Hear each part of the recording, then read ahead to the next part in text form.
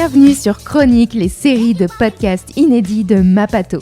Dans nos podcasts, nous donnons la parole à des patients, des aidants et des soignants. Alimentation, sexualité, travail, gestion du quotidien, prise en charge. Nos invités nous partageront leurs expériences, leurs conseils et leurs visions. L'objectif est simple, informer et déstigmatiser la vie avec une pathologie dans un esprit positif et collaboratif. Je suis Lorraine, je suis patiente chronique et je serai votre hôte sur Chronique. Je vous emmène à la découverte de ces témoignages qui, je l'espère, pourront vous éclairer et vous accompagner au quotidien.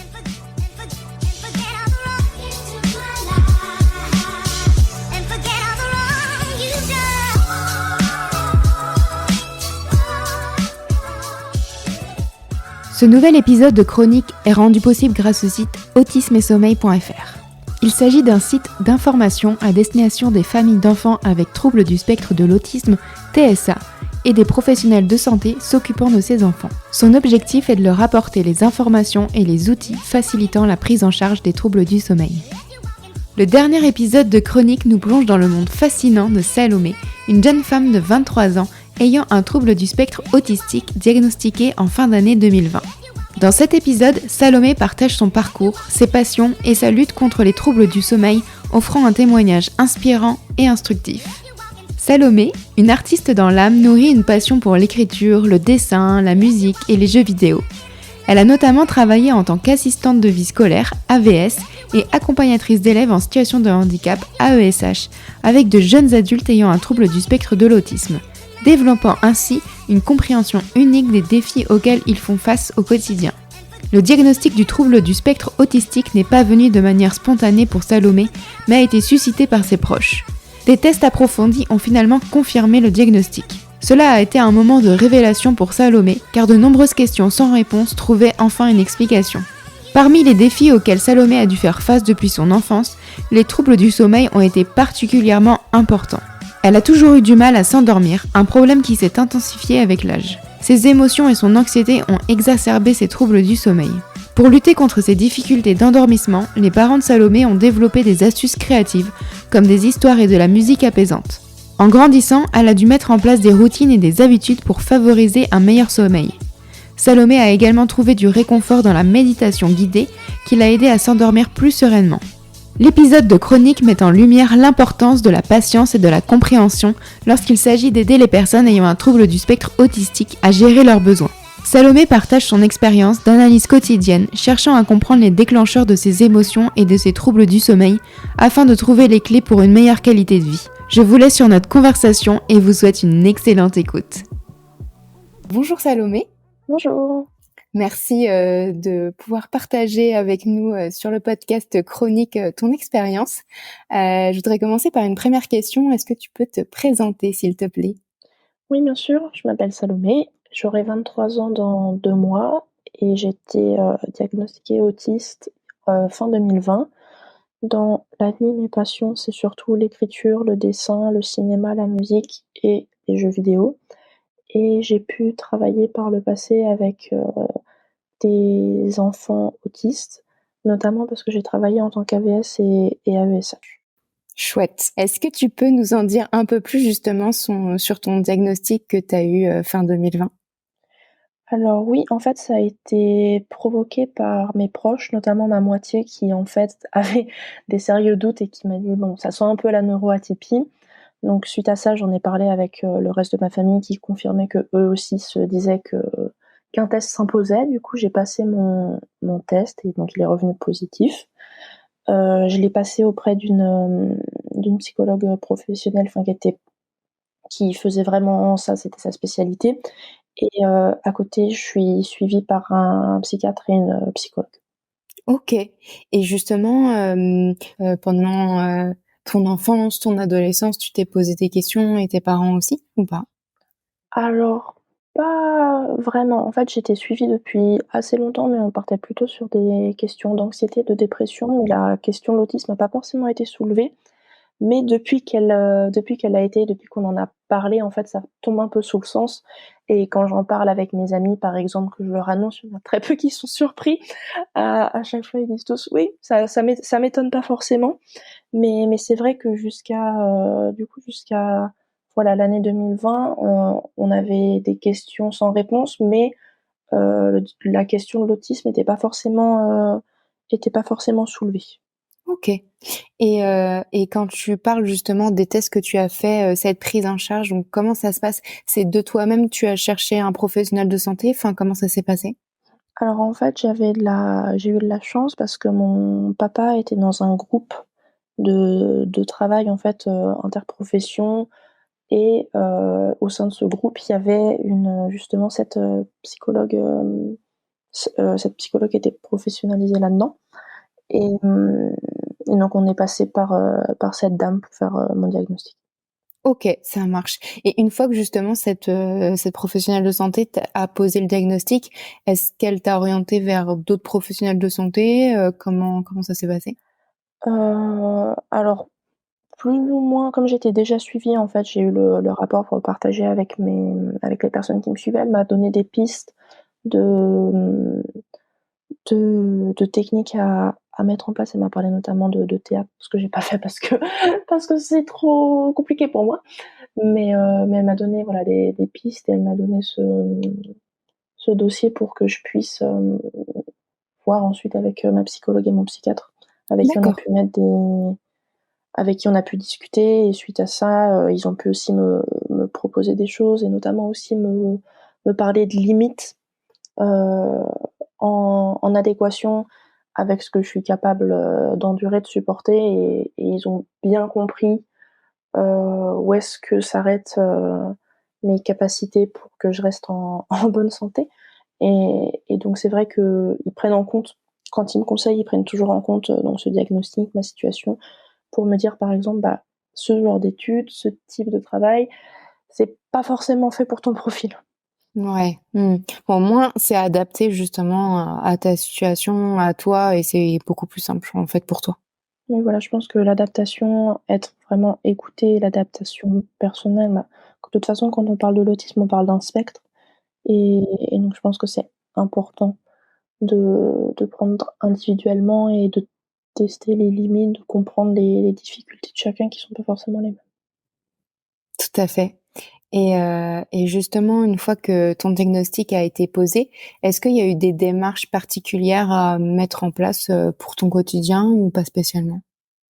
Alors pas des démarches, j'ai pas fait de démarches vraiment officielles, mais dans mon quotidien, ça m'a beaucoup aidée avec mes proches, que ce soit, mes amis ou ma moitié par exemple. Parce qu'en fait, il y a toute une partie de mes comportements, de mes réactions qui tombaient sous le sens et en fait, ça a pu beaucoup faciliter mes échanges ou des moments où, ma moitié pouvait se demander, pourquoi je réagissais comme ça ou qu'est-ce que voulait dire ce genre de comportement. En fait, ça s'expliquait assez bien avec l'autisme et et donc ça a pu me permettre de faciliter en fait les échanges, mes relations parce qu'en fait, il y avait cette sorte d'explication et pas d'excuse, mais de justification qui parfois pouvait faciliter, la compréhension et se dire: «Pourquoi là, j'arrive pas à expliquer ça?» probablement à cause de l'autisme. Dans les démarches que j'ai pu faire, c'est que j'ai pu avoir un PAI? PAI? Ouais. PAI. J'ai pu avoir un aménagement à la fac par rapport à l'autisme, justement par OK. rapport à mon parce que comme je pouvais être très stressée pendant les examens, Mmh. que j'avais besoin de faire des pauses parce que je pouvais être fatiguée ou stressée. J'ai eu un PAI de qui me permettait de sortir des salles d'examen, de prendre des pauses, en cas de trop gros stress. Comment tu as abordé ce sujet avec, tes proches une fois que tu as eu ton diagnostic? Enfin, est-ce qu'il y en a certains qui étaient avec toi au moment du diagnostic? Est-ce que tu en as parlé ouvertement, avec tes proches? Alors j'étais seule au moment du diagnostic, mais oui, en fait, j'en ai tout de suite parlé, ouvertement avec mes proches. Donc mes parents évidemment étaient au courant, ils m'ont suivie dans toutes les démarches. Bah, moi ma moitié pareil et pour ce qui est de mes amis, j'ai aussi, je leur en ai parlé tout de suite parce que il y a une partie de mes amis qui effectivement, est atypique, donc ça aide et et c'est vrai que j'avais aussi je pense que j'avais aussi besoin d'en parler pour, il y avait aussi une question de rendre ça un peu réel et d'acter, le diagnostic parce que c'était pas anodin, parce que ça répondait à beaucoup de questions, donc c'était important pour moi l'acter et de confirmer en fait effectivement cette réponse qui tombait sous le sens et c'était important. J'ai aussi pu en parler quand j'étais dans le monde du travail et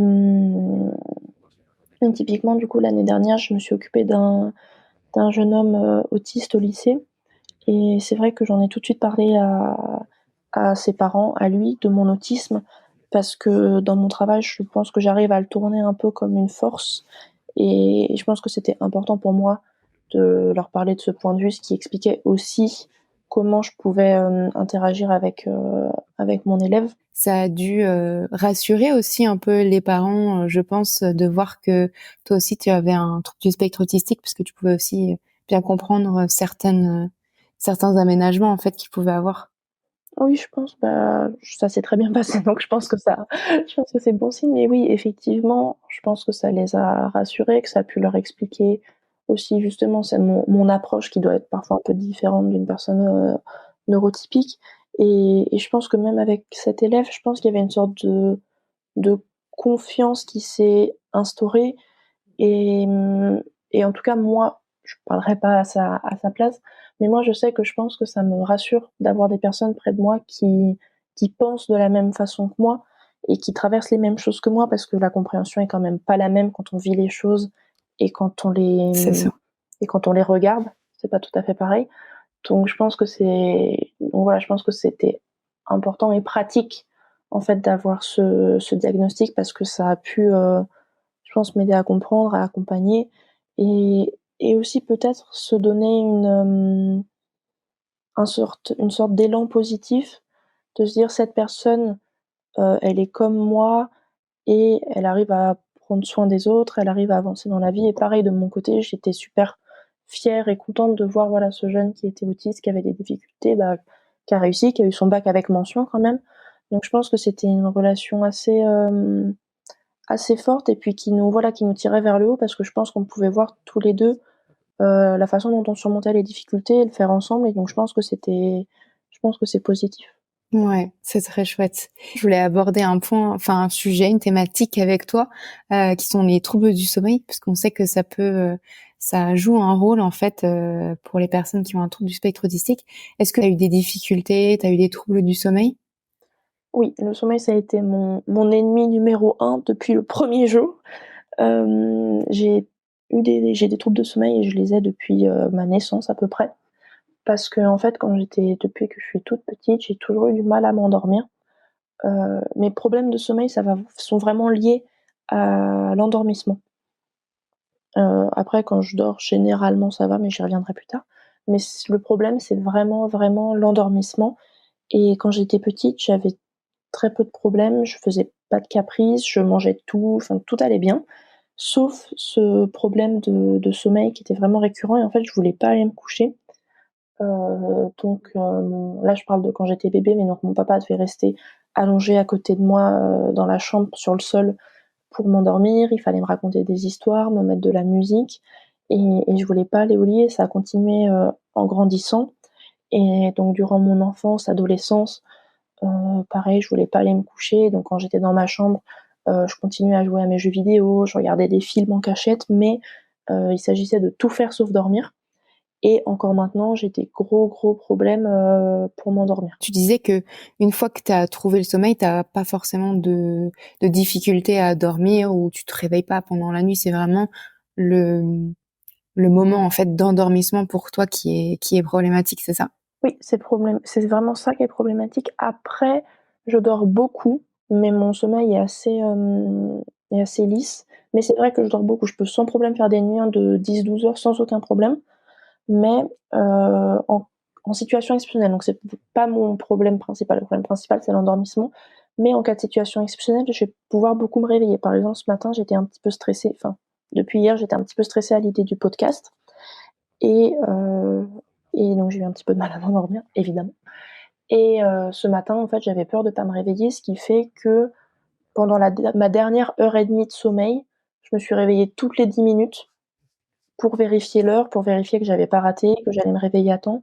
Donc voilà, ce matin, je me suis réveillée toutes les 10 minutes et je regardais mon téléphone et je me rendormais et puis je me réveillais parce que j'étais en stress pour l'heure, mais ça arrive vraiment rarement. Ouais, c'est aussi lié à tes émotions, c'est ça? Oui, tout à fait. En fait, il y a plusieurs choses quand j'arrive pas à m'endormir. Je dirais qu'il y a à peu près plus ou moins 3 facteurs. C'est que par rapport à mes émotions, c'est que ça peut être si c'est par rapport à la journée que je viens de passer, ça peut être soit de l'euphorie parce que j'ai passé une super journée et que je suis en train de faire des trucs super avant d'aller me coucher, j'ai envie de continuer. Ça peut aussi être qu'il y a de la frustration de j'ai pas fait tout ce que je voulais aujourd'hui, donc j'ai pas envie d'aller me coucher. Et il y a aussi la question de par rapport voilà, à la journée qui passe, c'est que la nuit, je me sens beaucoup plus libre que la journée. Je suis beaucoup plus seule, j'ai beaucoup moins d'impératifs. Et donc c'est vrai que rester éveillée la nuit, ça peut me permettre de faire beaucoup de choses et que je peux pas faire le jour. Et donc ça, c'est vrai que ça me motive pas à aller me coucher. Donc ça, c'est quand c'est par rapport à la journée que je viens de passer. Mais sinon, quand c'est par rapport à la journée future, ça peut être soit du coup à cause du stress, parce que j'ai peur de pas me réveiller, parce que j'ai peur de pas avoir le temps de tout faire demain. Et donc ça m'empêche de m'endormir correctement parce que je suis stressée. Donc quand c'est des émotions comme voilà, le stress, l'angoisse, l'appréhension, ça va m'empêcher de dormir. Mais parfois, ça peut aussi être des émotions positives. Quand je suis trop excitée par rapport à la journée de demain, je vais pas réussir à dormir non plus. Par exemple, j'avais fait un anniversaire surprise, enfin j'avais prévu un anniversaire surprise et la veille, j'ai pas réussi à dormir jusqu'à 7 heures du matin parce que j'avais trop hâte. Ça peut me faire pareil parfois quand je prends le train très tôt pour aller en vacances, par exemple, où j'ai super hâte et du coup, j'ai vraiment du mal à m'endormir. Je rétropédale un peu, mais tu disais justement que tu avais ces troubles du sommeil depuis que tu es toute petite. Est-ce que tes parents ont mis des choses en place comme des petites routines, des petites habitudes pour t'aider à t'endormir ou ça fonctionnait pas du tout? Bah, alors ça fonctionnait plutôt bien. En fait, on faisait un peu des compromis parce que du coup, c'est vrai que moi, je voulais pas aller me coucher. Donc on avait plusieurs choses. Il y avait la musique. La musique, ça m'aidait beaucoup. C'est que j'avais un lecteur CD et le soir, je choisissais mon album et il me mettait mon album. Et donc ça, généralement, ça arrivait à me calmer, à m'empêcher de ruminer et ça m'endormait. Après, on avait un jukebox dans le couloir aussi, donc parfois j'avais le droit à 2 chansons sur le jukebox et et sinon donc oui, c'est vrai que mon père ou ma mère me lisaient des histoires et ce qui m'aidait, moi, je lisais des livres avant d'aller me coucher quand j'étais en âge de lire évidemment. Je lisais des je lisais des livres avant de dormir et après voilà, j'avais ma musique ou parfois, quand c'était pas des albums de musique, j'avais des extraits de films Disney qui étaient lus à voix haute dans mon lecteur CD et donc qui me permettaient de m'endormir aussi. Donc ça atténuait un petit peu, ça marchait, mais il y avait des soirs où ça marchait pas et où en fait je me mettais à pleurer pour à peu près aucune raison et je pleurais jusqu'à ce qu'ils viennent me voir et que je leur expliquais que je me sentais pas bien, tout ça, mais que voilà, c'était surtout que je voulais pas dormir. On parlait tout à l'heure de tes émotions, mais est-ce qu'il y a une routine dans la journée qui permet, peut-être là, actuellement, de t'aider à dormir? Alors oui, un petit peu. Hem, Au niveau des routines, je suis en fait, le soir, quand je dors chez moi, j'ai des habitudes très précises. Enfin, typiquement, tous les soirs, du coup, je me mets contre ma moitié j'ai une peluche, mon doudou et ma tête au-dessus et on regarde des vidéos. C'est pas conseillé de faire du téléphone avant de dormir, mais bon, Je ça crois qu'on est beaucoup à le faire. et donc on regarde des vidéos, les vidéos du jour qu'on s'est envoyées sur son téléphone. Quand on est fatigué, on se tourne et moi là, généralement, je vais regarder une vidéo. Je dors souvent dans la même position d'ailleurs. En fait, moi, ce qui marche sur moi beaucoup, c'est la méditation. Hem, donc pas toutes les méditations, mais en fait les méditations guidées, ça fonctionne très bien sur moi. En fait, je mets des vidéos ou des audios que j'écoute. Ce que j'écoute beaucoup, c'est Mike Méditation et Murmure Nocturne. Et donc en fait, j'écoute ces méditations. Il y en a qui marchent mieux que d'autres. Celle qui marche très bien sur moi, c'est celle où en fait il faut qu'on fasse des choses. Parce qu'en fait, sinon mon esprit divague et ça va pas m'empêcher de stresser. Mais en fait, les méditations notamment où on part du haut et qu'on détend notre corps vers le bas, qu'on détend les muscles du front, les paupières, les joues, le menton. Ça, ça m'aide vraiment beaucoup à m'endormir. Ça m'aide à me concentrer. Hem, Plus que les méditations où on s'imagine ailleurs. Ça marche aussi, mais un petit peu moins bien sur moi Et après, de toute façon, dans les méditations, il y en a qui marchent plus que d'autres parce qu'en fait, je pense que c'est important d'écouter ce qui nous plaît et de faire attention au contexte. Parce que moi, par exemple, les méditations où on est à l'intérieur et qu'il y a de la pluie contre la fenêtre, ça, moi, ça me va très bien. Les méditations où on est à côté des cheminées, ça me va très, très bien. Mais les méditations, par exemple, où on est au bord de l'eau, sur la plage ou des choses comme ça, moi, ça m'apaise pas du tout et c'est pas du tout un environnement où je me sens vraiment dans mon cocon. Donc les méditations ne marchent pas, mais je pense qu'après ça c'est de l'essai et en fait on peaufine avec le temps nos choix. C'est Et ça. ce qui marche aussi pour moi comme routine, ça c'est notamment quand je dors à l'extérieur, c'est qu'en fait je prends un draus, une place, et je le retourne et en fait je l'enfile comme un sac de couchage. Et en fait ça va beaucoup m'aider à dormir chez des gens que je connais, mais chez des gens qui sont pas ma famille proche où je suis pas chez moi. Parce qu'en fait, du coup, je touche pas forcément le matelas, le drap. Je suis dans une sorte de petit cocon, je suis bien emballée. Et ça, du coup, ça peut m'aider à dormir chez n'importe qui parce que j'ai pas ce stress d'être dans un lit que je connais pas. Et donc, je suis bien emballée et ça m'aide à m'endormir quand je suis pas chez moi. Ces petits rituels, ça t'aide aussi à gérer un peu ton anxiété et ton stress? Plus ou moins. Ça dépend des jours. Ça dépend, voilà. En fait, ça dépend du niveau parce qu'il y a ça aussi, en fait, que je dois prendre en compte quand je me couche ou quand je mets en place des choses, c'est là, ce soir, je suis à quel niveau de fatigue, je suis à quel niveau de stress. Et, et par exemple, en fait, je vais parler de la méditation, mais parfois je regarde des vidéos YouTube et enfin, je les regarde pas vraiment. En fait, je mets des vidéos YouTube qui m'intéressent assez peu. En fait, juste assez pour que je puisse les écouter, mais juste assez peu pour qu'elles me maintiennent pas éveillée, que j'ai pas besoin d'avoir les yeux ouverts en train de regarder. Et donc ça, quand je suis pas trop stressée, mais que je vais quand même avoir du mal à m'endormir, je regarde ça parce que ça me demande pas d'effort, voilà. Mais quand je vais être vraiment plus stressée, là, je me tournerai plus vers la méditation. Mmh. D'accord.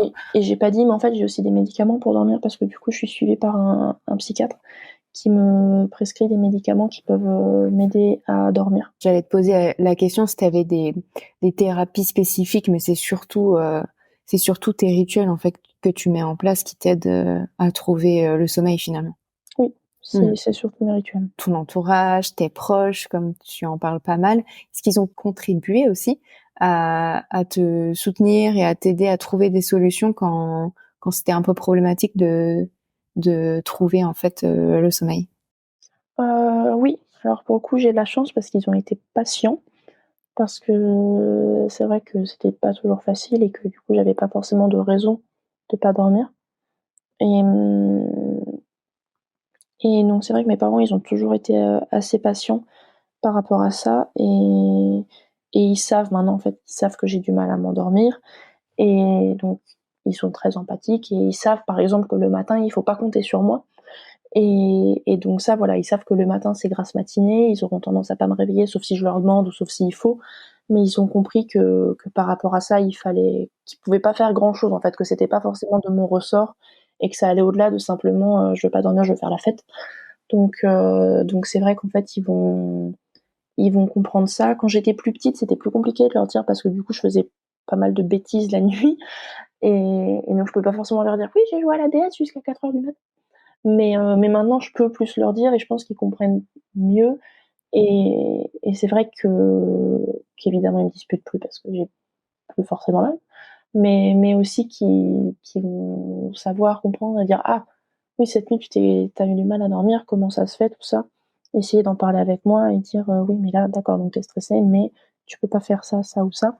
Et pareil, ma moitié m'aide beaucoup parce que, parce qu'en fait, elle sent comment je me sens quand je suis excitée. Elle dit: «Bon, là, c'est l'heure de la méditation. Tu vas mettre ta vidéo et puis voilà». Et bah, typiquement, il y a une période où en fait, les vidéos que je mettais pour m'endormir, c'était des vidéos de faits divers, de crimes, de meurtres, des choses comme ça. Et étonnamment, je faisais énormément de cauchemars. Les soirs où je regardais ça, mais moi en fait j'adorais ces vidéos et puis j'étais là: «Oui, bah, ça m'endort, ça marche bien» et ma moitié un soir elle a dit: «Bon, ce soir il y a pas de vidéo» et après elle m'a interdit, elle m'a dit: «Tu ne regardes plus ces vidéos avant de dormir» et depuis je ne fais plus de cauchemars donc donc drôle de coïncidence mais Mais donc oui, ils sont à l'écoute, ils font attention et puis ils essaient de comprendre, je crois. Et il y a une question qui me vient en tête, je voulais savoir si, tu sais, au fil de ta vie, tu vois, entre l'enfance, l'adolescence, la vie de jeune adulte, est-ce que tu as remarqué une fluctuation justement de ton rythme de sommeil? Alors oui et non. En fait, ça dépendait plus de mon rythme de vie la journée, en fait.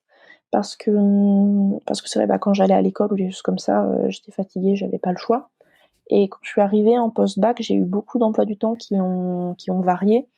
Notamment quand j'étais à la fac, par exemple, c'était assez problématique parce qu'en fait, il y avait des jours où je faisais des journées relativement normales où voilà, je travaillais j'allais en cours à 9 heures donc voilà. Mais après, il y avait des journées où je travaillais pas du tout et donc là, je me réveillais à 14 heures. Enfin, du coup, c'était en fait, j'essaie d'adapter mon sommeil plus ou moins à mon rythme de vie, comme je peux évidemment. Mmh. Mais mais c'est vrai que mon sommeil, en fait, il va dans tous les cas, je vais me coucher tard et ça va juste être comment la journée j'arrive à contrebalancer ça qui va plus jouer sur le reste, voilà, sur mon quotidien. Est-ce que justement, toi, tu as des conseils à donner à des personnes qui ont un trouble du spectre autistique et qui ont justement des troubles du sommeil, que ce soit l'endormissement ou justement des réveils multiples durant la nuit? Alors je pense que ce qui est très important, c'est toujours ce qui est important de toute façon, c'est de s'écouter et d'essayer moi je suis beaucoup dans l'analyse, donc je pense que ça peut aider. Le problème avec les personnes autistes, c'est qu'on peut avoir besoin d'aide pour l'analyse parce qu'en fait, une personne neurotypique, elle va pouvoir se dire: «Là, je sais très bien ce que je ressens, je sais très bien à quoi c'est dû» et ensuite, elle va pouvoir contrebalancer et agir en fonction. Mais les personnes autistes, elles peuvent avoir du mal à cibler ce qu'elles ressentent, par exemple. Donc c'est important, je pense, d'avoir éventuellement des interprètes ou des personnes qui aident, voilà, quand on se tourne vers des professionnels ou même des membres de notre famille, qui peuvent nous dire: «Voilà, qu'est-ce que tu ressens? Est-ce que tu es plutôt content, pas content?» et ensuite essayer d'affiner comme ça. Mais donc je pense que, voilà, c'est très important de s'écouter. C'est très important d'avoir de la patience aussi parce que moi, je me rends bien compte que maintenant j'arrive un peu mieux à gérer mon sommeil, mais c'est parce que, j'ai eu beaucoup de pratiques, j'ai eu beaucoup d'essais divers et variés si je fais ça avant de dormir, qu'est-ce qui se passe? Si je mets ça en place? Est-ce qu'il faut que je dorme plus, moins, tout ça? Et donc ça vient avec le temps, donc je pense qu'il faut avoir de la patience, à la fois quand on est la personne concernée, à la fois quand on est dans l'entourage, parce qu'on peut pas faire grand-chose pour, remédier à ça, donc c'est important d'avoir de la patience et de pas juste dire: «Maintenant tu dors», parce que si on pouvait dormir, on dormirait.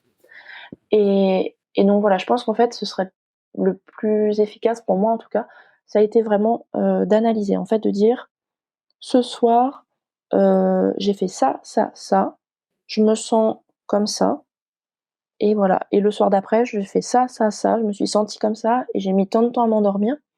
Et ensuite, donc voir éventuellement avec des professionnels, donc soit affiner l'analyse, soit, voir comment on peut faire pour régler les problèmes. Donc par exemple, si c'est certains stimuli, par exemple, voilà, je sais que je suis stressée les soirs où, j'ai des contrôles le lendemain. On peut pas supprimer les contrôles, mais ce qu'on peut faire peut-être, c'est essayer du coup d'atténuer le stress par rapport aux contrôles pour pas qu'ensuite ça ait de répercussions sur le sommeil. Donc voilà, essayer de gérer si c'est quelque chose qu'on peut supprimer ou pas. Parce que par exemple, si on se dit par contre, quand je joue aux jeux vidéo le soir, j'arrive pas à m'endormir, dans ce cas-là, on enlève ce stimuli-là. Et donc je pense que voilà, il faut essayer d'affiner en fonction de ce qui se passe et qu'il y a vraiment une question d'analyse, enfin un peu mathématique, quelque chose d'un peu mathématique de je fais ça, il se passe ça, je fais pas ça, il se passe ça et ensuite d'analyser. Mais voilà, là où je pense que c'est plutôt différent avec les personnes autistes, c'est que ça peut faire du bien d'avoir quelqu'un pour analyser, d'avoir quelqu'un pour aider, parce que je sais que moi, par exemple, j'ai beaucoup de mal à identifier mes émotions, à les ressentir, ou voilà, justement, une émotion va se traduire par de l'excitation, par du stress, par de l'angoisse, alors que c'est pas forcément ça ce que je ressens en premier lieu, mais ça va m'empêcher de dormir, et donc c'est bien d'avoir quelqu'un à côté qui dit oui, mais là, en fait, t'es excité, mais c'est parce que tu ressens ça ou parce qu'il y a ça demain, et ensuite essayer de gérer en fonction de ça. Ouais. Non, c'est hyper intéressant.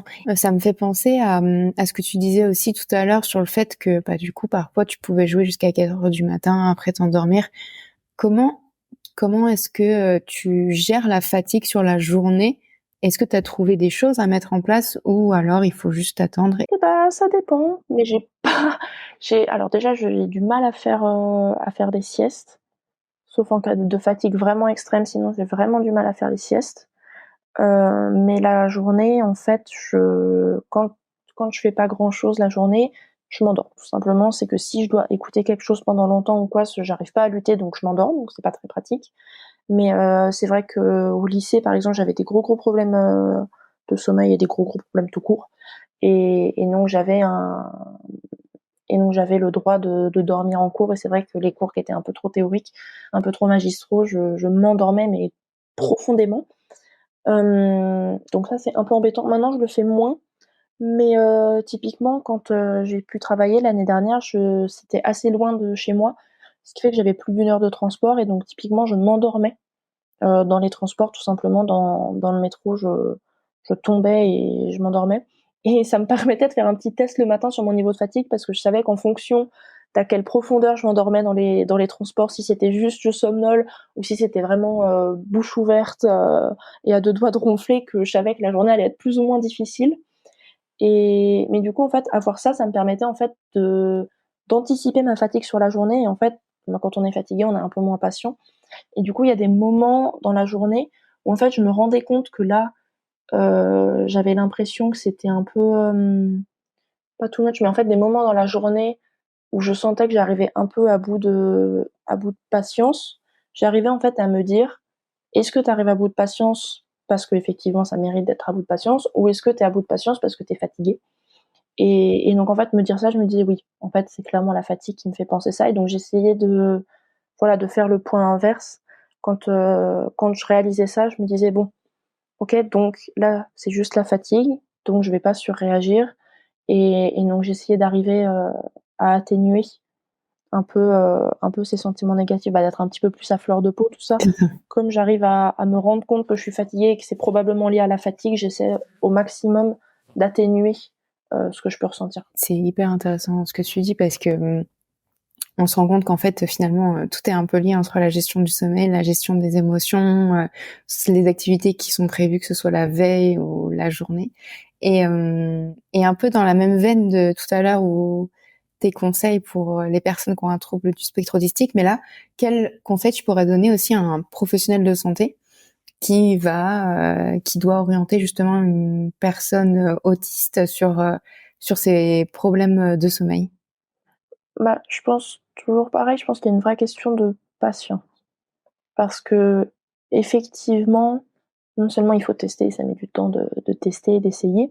Et je pense qu'il faut de la patience, parce que ça peut paraître un peu, bon, les professionnels sont formés normalement, mais c'est vrai que ça peut paraître un peu absurde et un peu énervant d'avoir une personne en face qui arrive pas à dormir, qui sait pas expliquer pourquoi.